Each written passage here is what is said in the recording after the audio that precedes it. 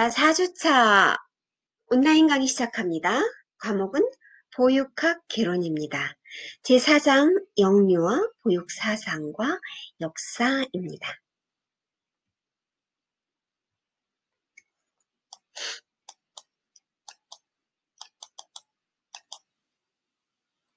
자, 보육 사상의 변초는 그 시대 사회상과 영유아를 보는 관점 또는 보육에 대한 인식을 반영합니다. 또 고대에서 현대에 이르기까지 아동관과 보육에 대한 관점의 변천을 그 서양을 중심으로 살펴보고자 합니다. 그리고 이제 보육의 역사는 미국이나 일본 또는 독일, 한국의 역사에 대해서 알아보겠습니다.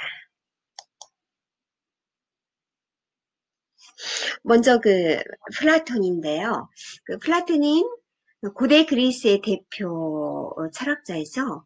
이제 객관적인 관념론의 창시자이고 소크라테스의 제자이자 아테네 출신으로 귀족 가문에서 태어났죠.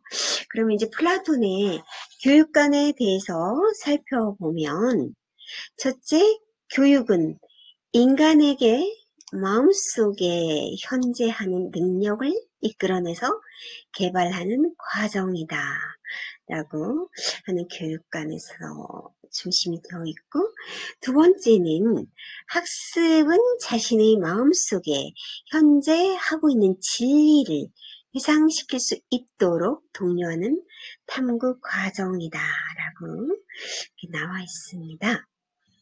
그리고 세 번째는 교사는 도덕적, 문화적으로 한 전형이 되어야 하며 인간 성장과 발전의 가장 모범적인 형태를 지닌 가치 체계이어야 한다고 이런 교육과 플라톤의 교육관을 설명하고 있습니다. 다음에는 아리스토텔레스인데요. 아리스토텔레스는 고대 그리스의 철학자이죠. 그리고 마게도니아 출신으로 플라톤의 제자이기도 하고 또 알렉산더 대왕의 스승이기도 합니다.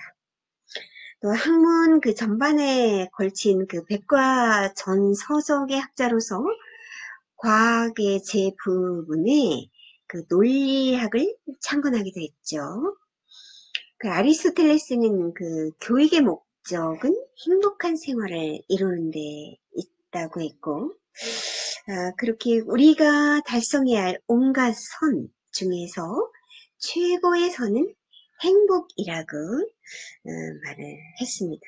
행복한 생활을 이루는 데 있다라고 말을 했고요. 자, 우리가 달성해야 할 온갖 선 중에서 최고의 선은 행복이다. 또한 이성적인 생활과 행동을 할 수 있는 사람을 만드는 것이라고 주장을 했습니다. 그리고 아리스토텔레스는 국가의 힘이 곧 시민 개인의 힘이라고 보고 탁월한 시민 양성을 위해서 개별화 학습을 중요시했어요. 유아계에는 놀이와 육체적인 활동, 또한 학습을 준비하기 위한 기회 제공과 또 가치관 및 도덕적 그러한 성향을 개발하는 것을 강조하였습니다. 7세가 될 때까지 가정에서 어머니나 유모의 양육을 받으면서 얻게 되는 충분한 영양 섭취와 적절한 운동, 또 좋은 습관 형성 등 실제 생활에 대한 경험의 중요성을 강조하기도 하였습니다. 지금도 저도 이제 명언 중에 한 가지 생각이 나는데, 젊은이는 속기 쉽다. 그 이유는 빨리 희망을 가지기 때문이다. 라는 또 명언도 생각이 납니다. 자, 그리고 이제 중세에서는 살펴보면 영유아의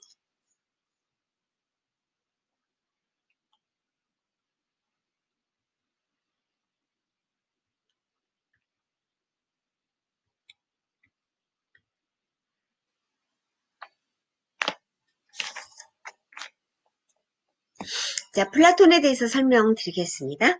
플라톤은 고대 그리스 대표 철학자이죠. 그리고 이제 객관적 관념론의 창시자이다. 또 소크라테스의 제자.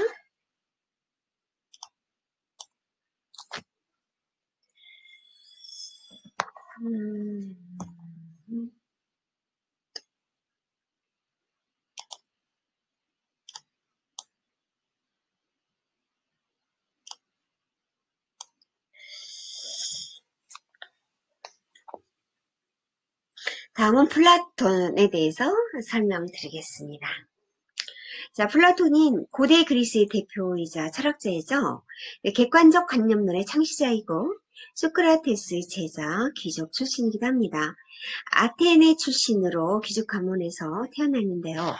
플라톤의 교육관을 살펴보면 첫째는 교육은 인간에게 마음속에 현재하는 능력을 이끌어내서 개발하는 과정이다 라고 했고요. 두 번째는 학습은 자신의 마음속에 현재 하고 있는 지혜를 해상시킬 수 있도록 독려하는 탐구 과정이다.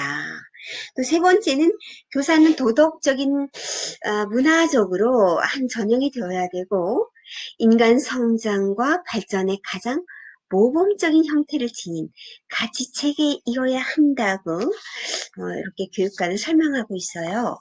그래서 7세까지는 교육 이전의 단계로서 놀이와 동화가 중심이 되어야 한다고 보았고 이 중에 놀이는 선천적인 잠재 능력을 개발시킬 수 있는 매체로서 유아들의 본성을 드러내며 놀이를 통해 그 필요한 규칙과 준법 정신을 기를 수 있다고 보았습니다.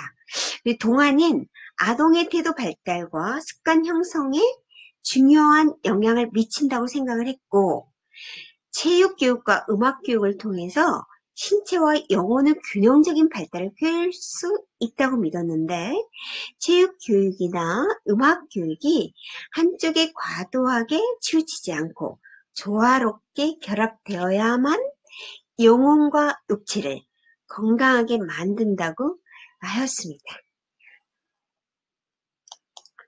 자, 다음에는 우리 고대의 아리스토텔레스에 대해서 알아보겠습니다. 자, 아리스토텔레스는 철학자이죠. 그리고 이제 마게도니아 출신으로 플라톤의 제자이고 또 알렉산더 대왕의 스승이기도 합니다. 또한 그 학문 전반에 걸친 백과 전 서적의 학자로서 그 과학 제 부문의 논리학을 창건하기도 했습니다. 그리고 그 아리스토텔레스는 교육의 목적은 행복한 삶을 이루는 데 있다. 행복한 그 생활을 이루는 데 있다라고 말을 했고요. 또한 우리가 달성해야 할 온갖 선 중에서 최고의 선은 행복이다라고 말을 했습니다. 또한 그 이성적인 생활과 행동을 할 수 있는 사람을 만드는 것이다 라고 주장을 했습니다. 저도 이제 어렸을 때 배운 기억 중에 하나가 아리스토의 명언 한 가지가 생각이 납니다. 젊은이는 속기 쉽다. 그 이유는 빨리 희망을 가지기 때문이다 라는 명언도 생각이 납니다. 자, 또한 그 아리스토텔레스는 국가의 힘이 곧 개인의 힘이라고 또 보고 탁월한 시민 양성을 위해서 개별화 학습을 중요시하기도 했고요. 유아기에는 놀이와 육체적인 활동, 학습을 준비하기 위한 기회 제공과 가치관 및 도덕적 성향을 개발하는 데 강조를 하였습니다. 그리고 이제 7세가 될 때까지 그 가정에서 어머니나 그 유모의 양육을 받으면서 얻게 되는 충분한 영양 섭취와 적절한 운동이라든지 좋은 생활 습관 등이 그 실제 상황에 대한 경험의 중요성을 강조를 했어요. 그래서 양육자의 역할에 대해서 중요성을 강조했다고 볼 수가 있습니다. 다음에는 우리 중세에 대해서 알아보겠는데요. 영유아의 신체 크기만으로 성인과 비교함으로써 모든 면에서 성인과 똑같이 취급해서 영유아의 독특한 발달적 요구를 고려하지 않았다 라고 보고 있습니다.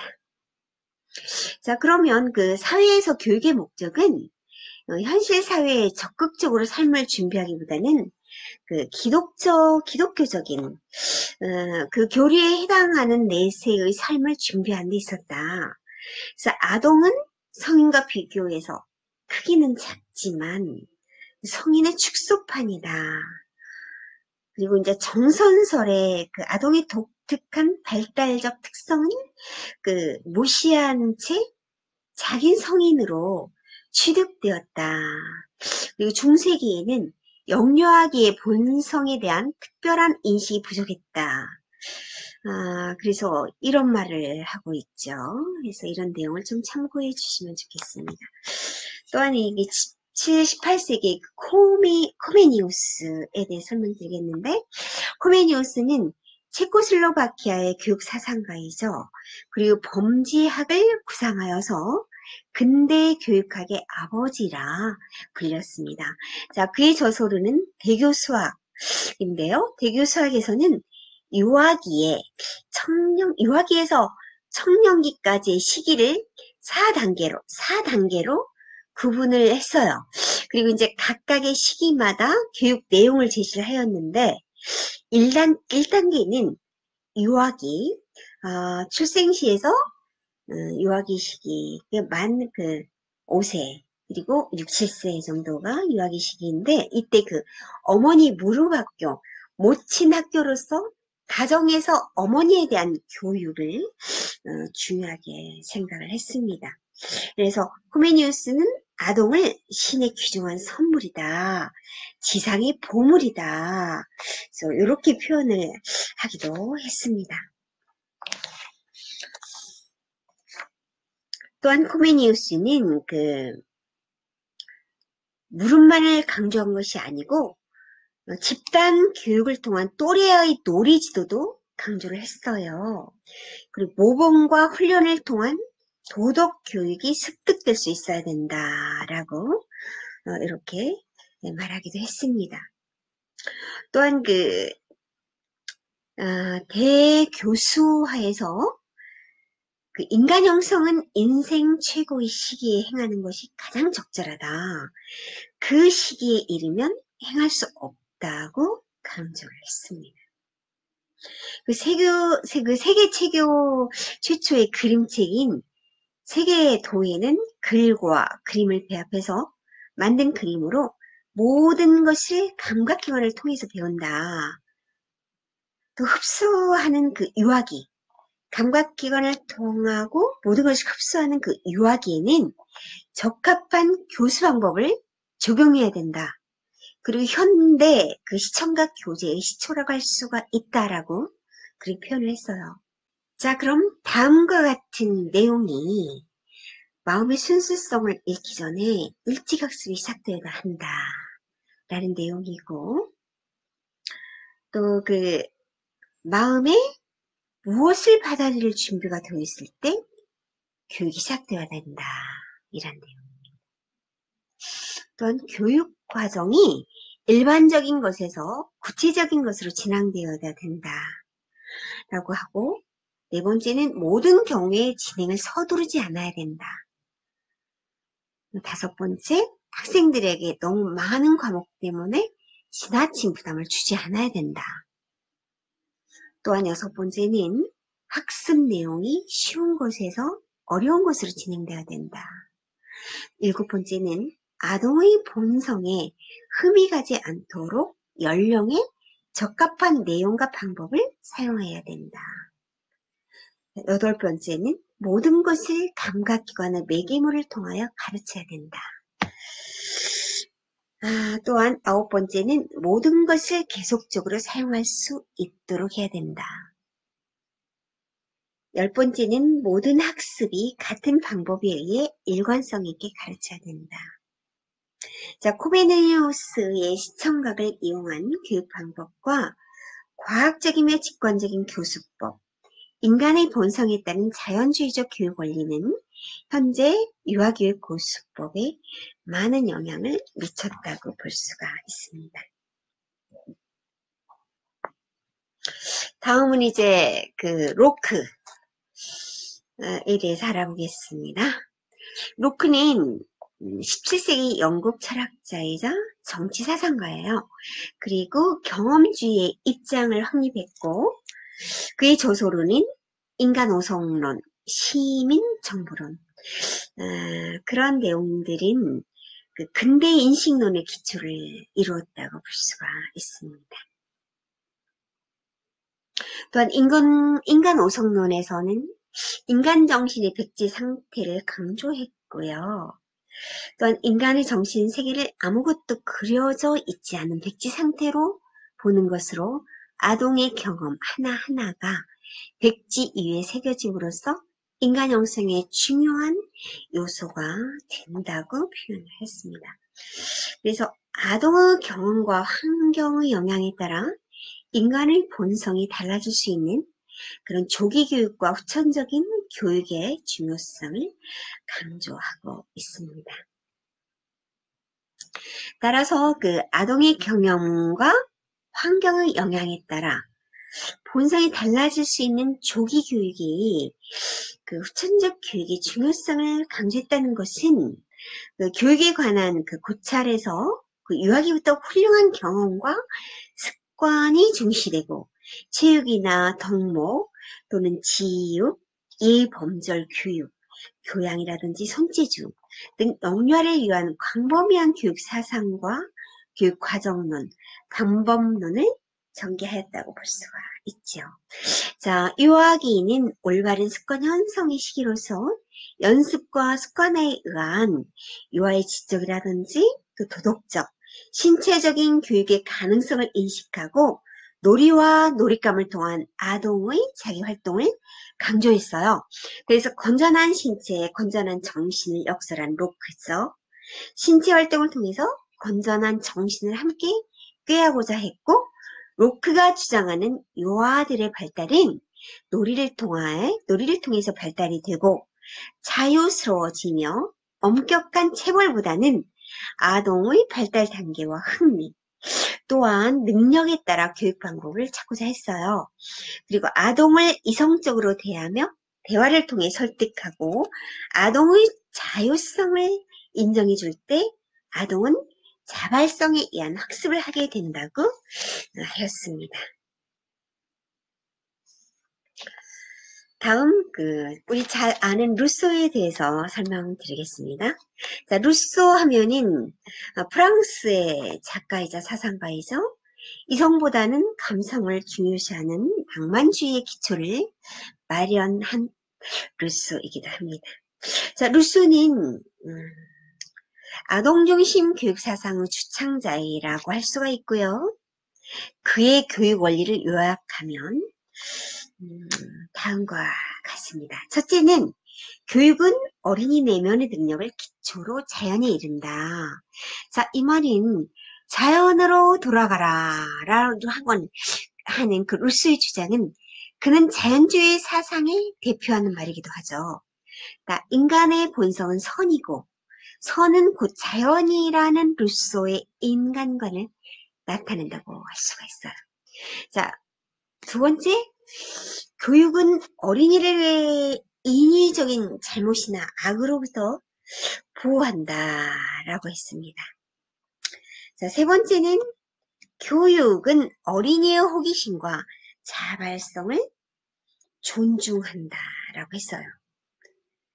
자, 루소가 말하는 자연인은 동물적인 차원의 자연인이 아닌 사회 속의 자연인으로서 아동은 본성의 선을 지키면서 교육을 통해 참된 자연인으로 만들어진다고 보고 있죠.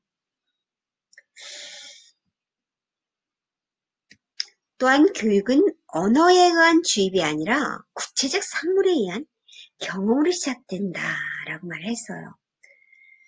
그래서 루소는 아동 중심 교육 사상의 주창자이기도 라고 할 수 있고요.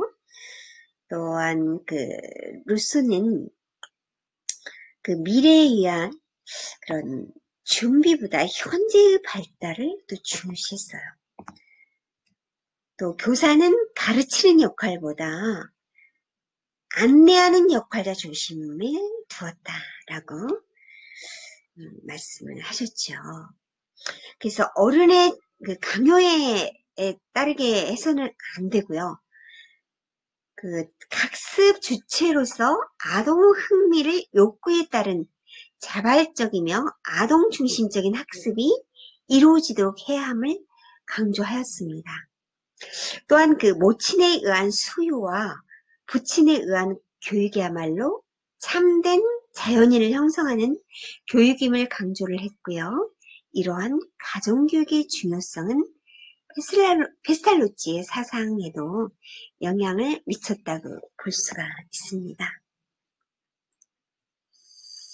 다음에는 그 페스탈로치, 우리 잘 알고 있는 페스탈로치는 스위스 교육개혁가이기도 하죠. 또 교육학자입니다.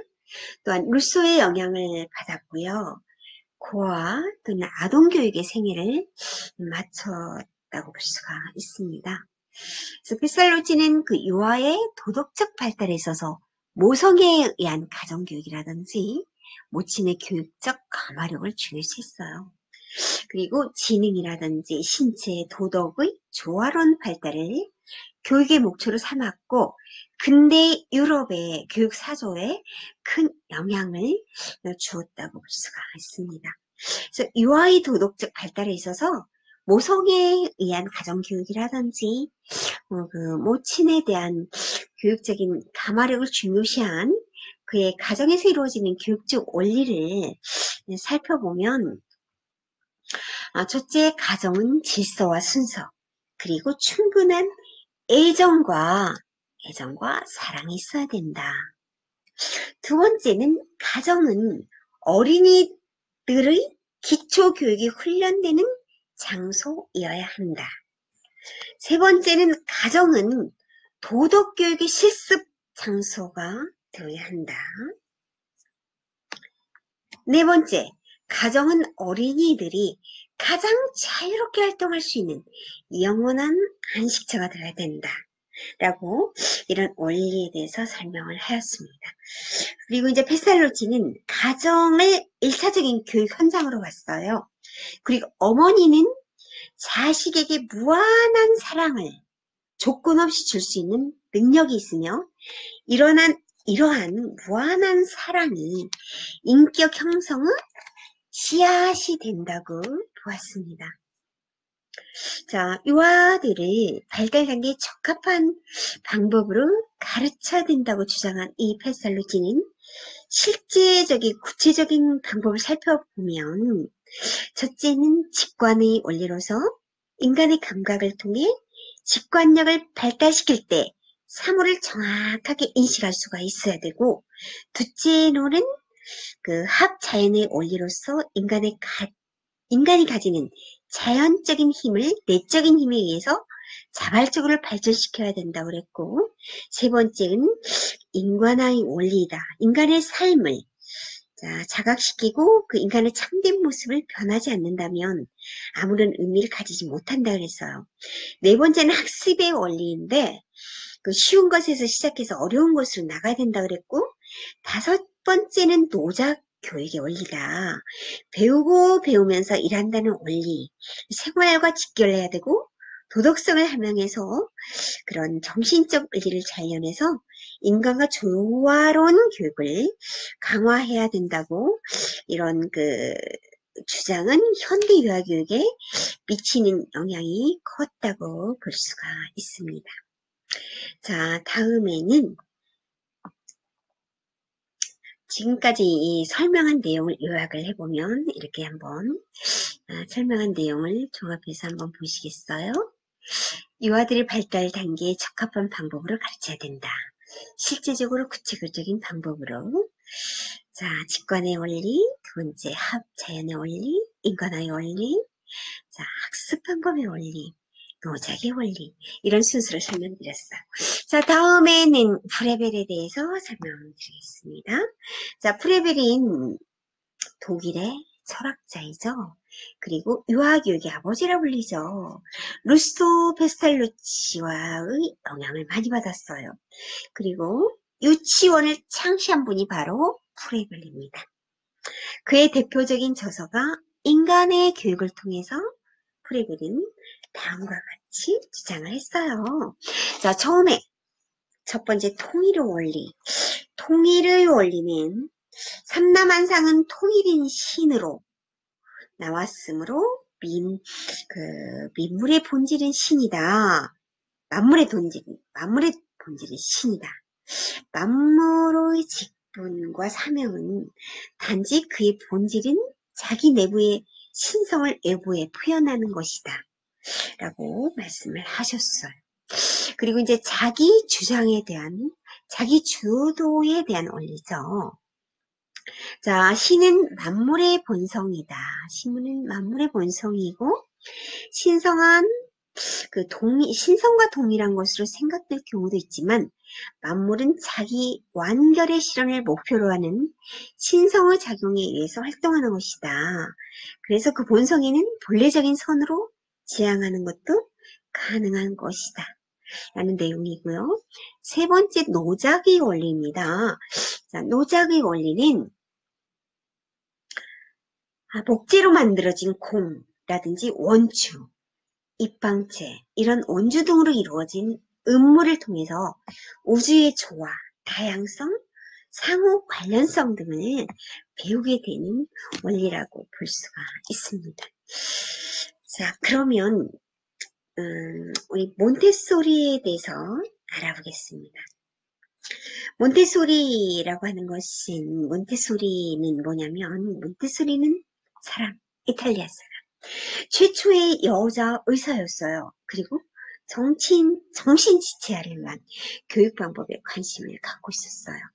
그리고 이제 그 많은 유아교육계 안에서 몬테소리 교육이 대유행이 되었었죠. 그 아동의 자발성과 자유의 존중, 교육환경, 정비와 감각 기반과 훈련을 위한 놀이기구 사용을 중지하는 몬테소리식 교육의 창안자로서 유아교육의 개혁과 체계를 만들기로 공헌한 분이기도 합니다. 자, 몬테소리는 이탈리아의 최초의 여자 의사였다. 정신지체화를 위한 교육 방법에 관심을 갖고 있었다. 이들을 위해서 교육 방법을 정상 아동들에게 제공했다. 자, 뭐 이렇게 중요한 부분을 요약해 보았습니다. 자, 거기에 대한 저서론인 아동의 발견, 유아를 끊임없이 자신을 창조해가는 무한한 가능성을 지닌 자유로운 존재이다. 내적 에너지에 의해 스스로 탐색하고 발전해가는 능동적인 존재로 표현했다고 볼 수가 있어요. 그리고 몬테소리는 작업 본능을 생득적이라고 보았고, 또 몬테소리 교구는 그런 감각 교육을 위한 교구, 문자와 숫자, 지도를 위한 교구, 실용 생활 훈련을 위한 교구 중으로 이루어졌고요. 유아가 자신에게 맞는 교구를 선택해서 자신의 속도에 맞춰서 진행할 수 있도록 환경이 준비되어야 돼요. 그래서 몬테소리 교구는 유아 교육 기관에 가면 영역별로 다 배치가 되어 있고 거기서 스스로 할 수 있도록 이렇게 영역별로 준비가 되어 있는 것을 우리가 볼 수가 있습니다. 그리고 몬테소리는 그 유아의 정신을 흡수하는 정신으로 정의를 했는데, 유아가 무의식적으로 흡수하는 능력을 통해서 주변 환경을 받아들이며 스스로 경험하며 배우게 되는 것을 특성으로 말한다라고 했던 몬테소리입니다. 다음에는 듀이에 대해서 설명합니다. 자, 듀이는 미국의 교육사상가이고 대표적인 실용주의자입니다. 실제 유용한 지식과 교육의 중요성을 강조하기도 했죠. 우리 철학자이기도 하고, 또한 프레그레머티즘의 대표적인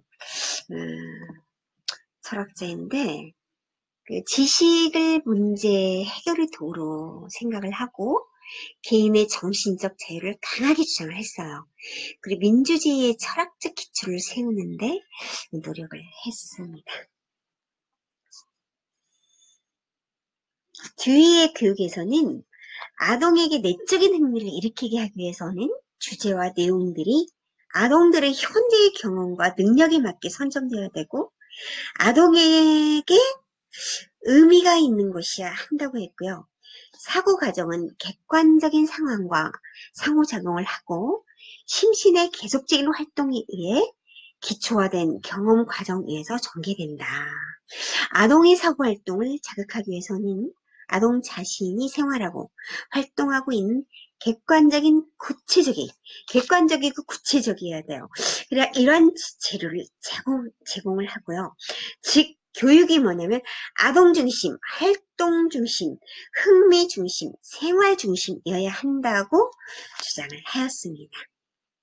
자, 이 내용을 지금 설명한 내용을 요약을 해드리면 뒤는 교육이 아동의 내적인 의미를 일으키기 위해서 교육의 주제와 내용이 아동의 현재 경험과 능력에 맞게 선정되어야 한다.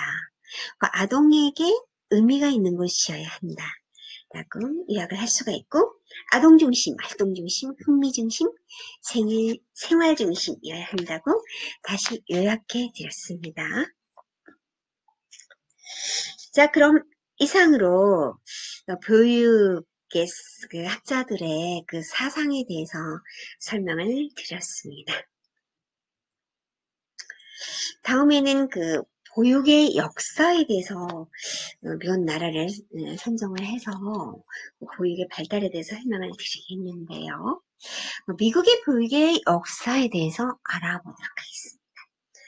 미국 역사의 보육의 발달은 미국 최초 보육 발달은 그 1838년에 그 헤일이 선원 가족 중에 취업한 부인이 자녀와 그 미망인의 자녀를 위해서 보육 서비스를 제공한 것이 계기가 되었거든요. 그리고 이제 1815년에서 1860년까지 유럽인들이 미국으로 그 이주함에 따라서 보육 그 시설의 수요가 급증을 하게 되었어요.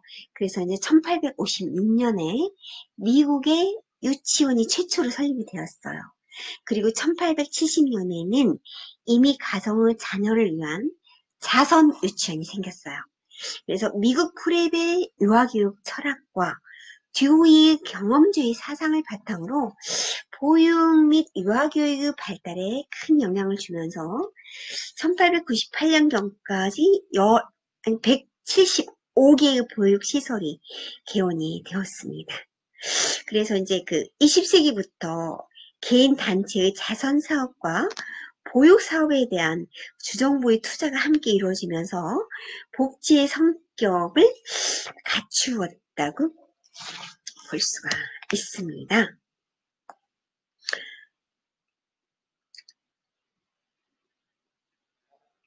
그래서 이제 그 보육의 발달과 특성을 살펴보면 그 형태를 그 가정보육 형태인데요. 가정보육 형태에서는 먼저 이제 그 미국의 보육 체계가 세 가지로 되는데 이제 가정보육 그건 우선 그 저소득층 가정과 유아를 대상으로 하는데 헤드스타트 운동 그 프로그램이 이루어졌었어요.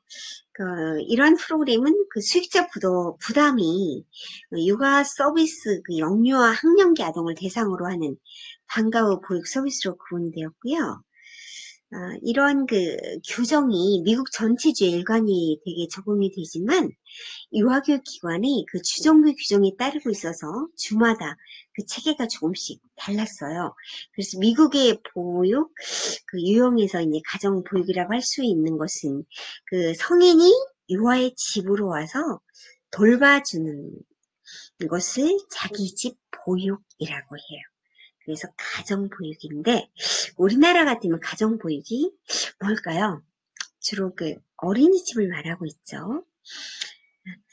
그리고 이제 그 양육자가 양육 보육 서비스를 제공하는 것을 친인척에 의해서 보호하고 양육자의 가정으로 유아를 데려와서 보육한다면 보육자 가정보육이라고 해요. 그래서 이러한 보육 유형은 개인적인 관계에서 출발한 비형식 유형이거나 형식적으로 면허를 받은 보육 유형을 포함을 하고 있어요. 그래서 이러한 가정보육은 모두 전적으로 수익자 부담을 원칙으로 하고 있답니다. 네, 가정보육이고, 두 번째는 이제 시설보육인데요.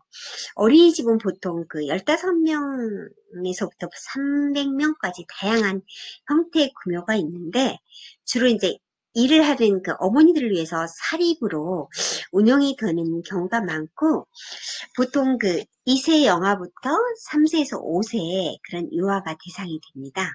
그래서 아침 7시부터 저녁 6시까지 운영이 되고 있고, 학령기 아동을 위한 보육 서비스를 제공하기도 해요. 그리고 이제 영리 사립기관, 아니나 비영리 사립기관이나 또 공립기관, 또 부모 협동이라든지 직장 어린이집이나 이런 미국의 보육 유형은 대부분 수육자 부담을 원칙으로 하고 있어요.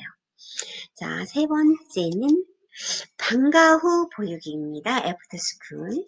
자, 유아와 초등학교 아동을 방과 후에 보육을 하거나 부모가 쇼핑이라든지 운동, 모임을 갖는 시간 동안 영아 때부터 초등학교까지 일시적으로 보호를 해주는 일시보호센터. 그러니까 2개월에서 14세까지 아픈 아동에게 보육 서비스를 제공하는 보육센터 등도 있습니다.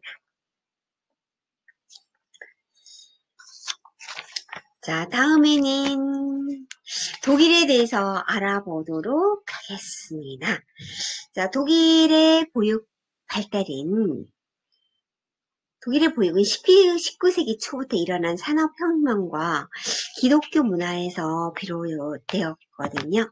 그래서 독일의 본격적인 보육제도가 발달한 시기는 2차 세계대전과 히틀러의 몰락 이후라고 할 수가 있어요. 그래서 1945년 이후에 소독은 옛 바이마르 공화국의 교육 형태로 환원을 하였고, 유아교육기관 설립은 국가나 지방자치단체 설립하기보다는 교회나 사회복지단체가 우선적으로 설치가 되었어요. 그리고 이제 독일은 전 국민의 대부분이 만 4세 미만의 영아기의 자녀는 가정에서 공유에 양육되는 것을 바람직하게 여기고 있기 때문에 독일의 아동 및 가족과 관련된 모든 사회적 제도와 지원이 실제적으로 가족 지원 중심으로 이루어졌다고 볼 수가 있습니다. 자, 그럼 한 가지씩 유형에 대해서 설명드리도록 하겠습니다. 자, 가정보육은 영유아를 대상으로 가정과 유사한 분위기로 영아부터 학령기 아동까지 보육을 하는 곳이에요. 그래서 보육모의 가정에서 최대 8명까지 보육을 하고 4명에서 6명까지의 유아일 경우에는 7, 8명의 교사, 정교사 또 1명을 배치하는 그런 가족의 보육의 형태입니다. 자, 두 번째는 유아원인데요. 우리나라 유아원, 지금 어린이집으로 바뀌었죠. 이런 형태인데 여기 유아원이라고 표현을 했네요. 자, 유아원은 생후 4개월 부터 만 3세 미만의 영아를 보육을 하고 관련 시나 주에서 설립하고 운영하고 있고요. 영아 6명의 정교사 1명을 배치하는 그런 시스템입니다. 자, 다음엔 유치원에 대해서 알아보겠는데요. 유치원은 독일의 유치원은 3세부터 취학 전 유아까지 혼합 연령반으로 운영을 하고 부모가 설립하거나 종교단체 비영리법인이 설립할 수가 있어요. 그리고 유아 13명당 교사 1명을 배치한 이런 시설입니다. 다음에는 방과 후 전후 보육인데요.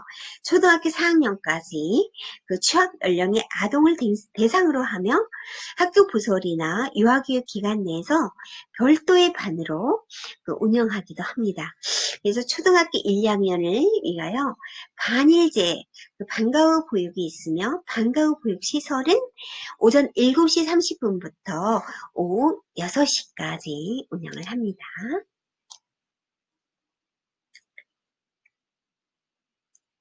다음에는 영국으로 가볼까요? 자, 영국의 보육의 발달에 대해서 설명드리겠는데요. 영국의 교육은 전통적으로 중앙정부가 그 최소한의 역할과 최소한의 역할과 기능만 담당하도록 해왔는데, 그 1689년에 발표한 권리선언은 교육 이념을 민주 시민 양성에 두고 국가가 최소한으로 개입하도록 했어요. 그래서 이제 영국은 1816년에 그 로버트 오웬이 좋은 습관 형성을 목적으로 한 유아학교를 설립을 했어요. 그리고 이제 그 당시 영국은 빈곤층 가정 유아가 값싼 노동력을 제공하고 있어서 유아의 노동을 금지하고 교육을 받도록 하기 위해 빈민 유아들의 그런 구제 수단으로 유아학교가 설립이 되었습니다.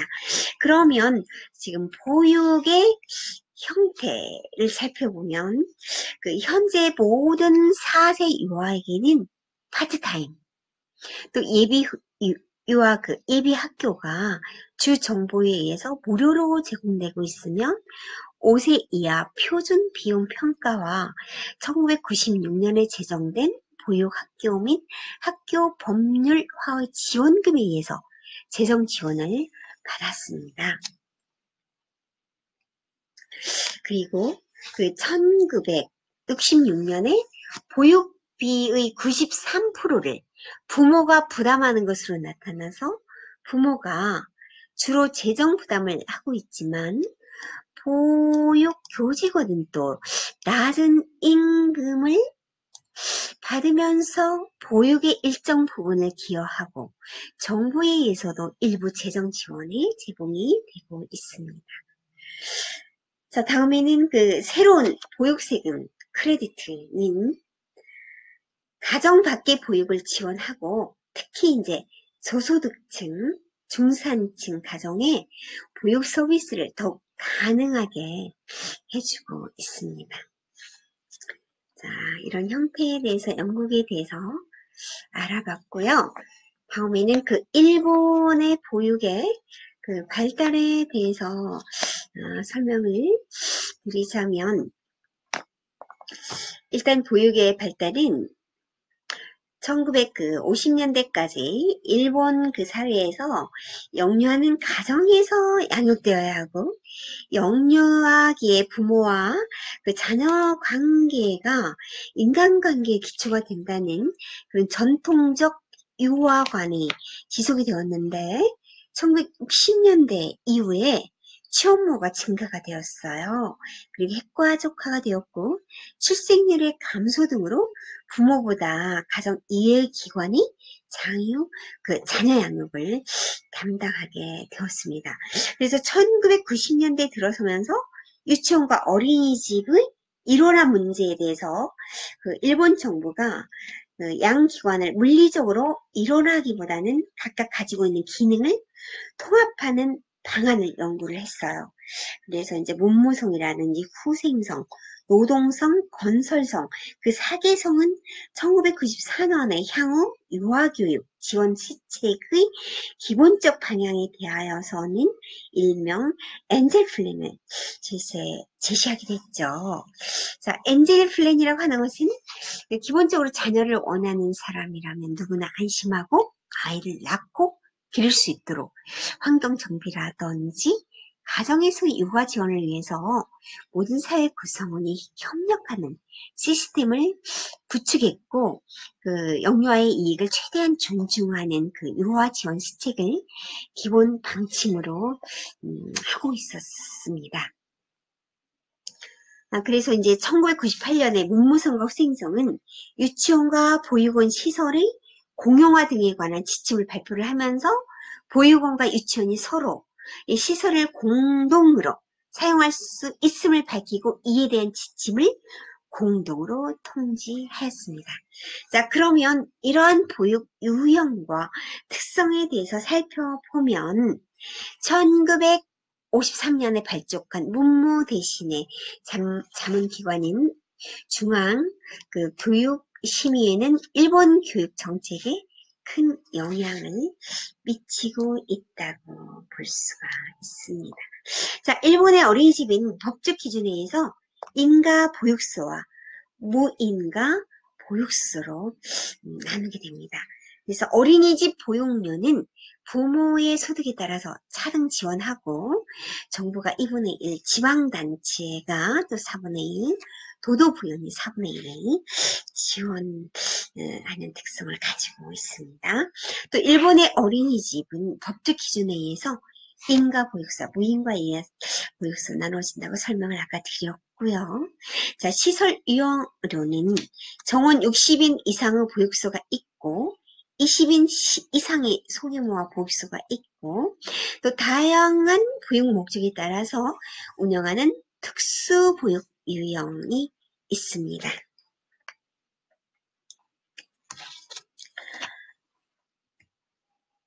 다음에는 우리나라 한국의 보육 발달에 대해서 알아봤습니다.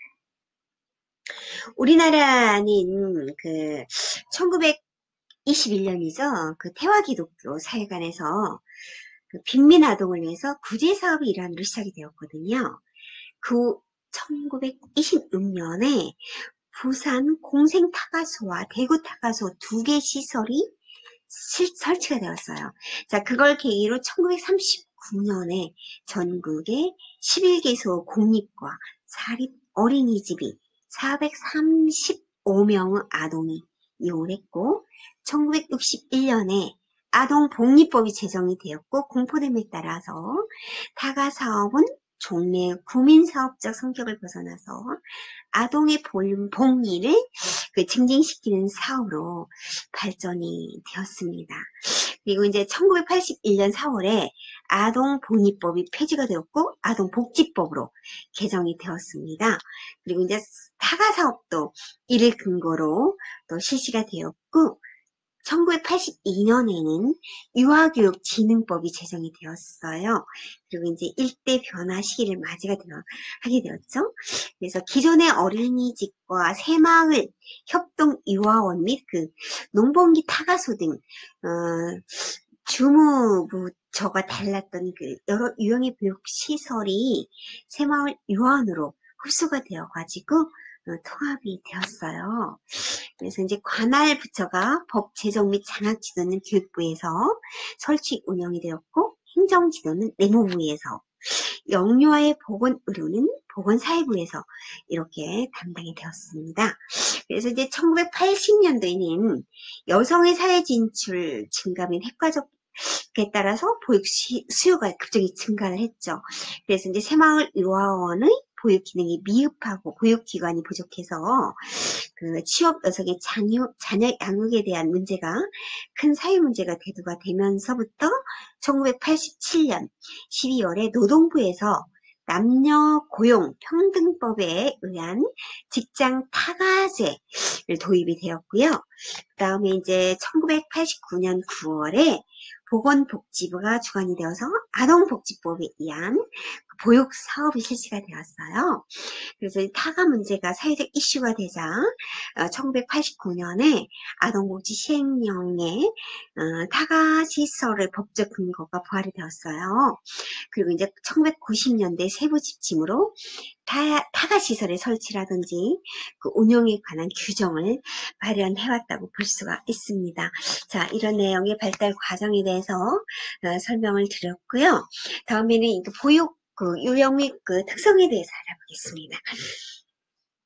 국공립 어린이집과 사회복지 어린이집, 법인단체 직장, 또 가정어린이집, 부모협동 어린이집, 민간 어린이집들이 있습니다. 자, 국공립 어린이집은 국가 또는 지방단체가 설립 주체가 되는 어린이집으로서 그 지역 주민 자녀를 그 정원의 50% 이상이 보육하는 어린이집을 말해요. 설립 취지가 뭐냐면 보육 운영에 관한 연구를 하기 위해서 그 국립교육기관에 설치하거나 그 시장 경제 원리에 부응하지 못한 취약 지역이죠. 농어촌 지역이라든지 저소득 밀집 지역이라든지 그런 그 지역에 우선적으로 설립이 되었고 가정 육아를 지원하고자 함을 목적으로 했어요. 그래서 상시 11인 이상 보육해야 함은 그런 운영 방법은 국공립 어린이집을 직접 운영하거나 법인이나 단체, 개인 등을 그 위탁하여 운영을 하는 그런 국공립 어린이집이라고 할 수가 있습니다. 다음 사회복지 어린이집에서 설명드리겠습니다. 자, 사회복지 사업법에 의해서 사회복지법이 설치 운영하는 사회복지법인 어린이집은 복지관 등이 운영 주체가 되어서 주민 지역 주민의 자녀라든지 저소득층 자녀를 대상으로 영유아 12인 이상의 보육이 가능한 시설을 사회복지법인 어린이집이다라고 말합니다. 자, 세 번째 법인 단체 등 어린이집은요. 법인을 제외한 그 비영리 법인인 각종 법인이나 단체 등이 설치 운영하는 어린이집으로서 대통령령으로 정하는 어린이집이에요. 그래서 비영리인 그 가정 학교법인 또 기업복지법인 혹은 종교단체 근로복지공단 등이 운영 주체가 되어서 주거지역 내 주민의 자녀를 대상으로 영유아 21인을 보육하는 어린이집을 말하고 있습니다.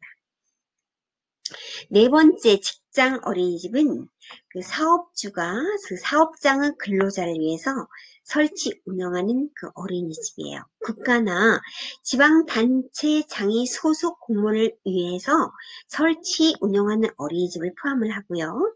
그 상시 영유아 5인 이상으로 보육이 가능하고 또 여성 근로자가 상시하는 여성 근로자 300 이상 근로자가 500인 이상 고용하고 있는 사업주는 시장 군수의 인가를 받아서 직장 어린이집을 설치해야 돼요. 그리고 보육 정원 3분의 1 이상이 동일 사업장 근로자의 자녀여야 돼요. 그리고 기업이 운영비의 50% 이상을 지원해줘야 돼요. 그게 바로 직장 어린이집입니다. 다음에는 가정 어린이집의 형태에 대해서 설명드리죠. 가정 어린이집 말 그대로 가정 어린이집은 개인 가정이나 집에서 개인이 가정에서 그에 준하는 설치를 해야 되고 또 운영하는 어린이집이어야 되고요. 또 그 기준에 맞춰서 허가를 받은 영유아 5인 이상으로 20인 이하를 보육할 수 있는 가정 어린이집 기관입니다.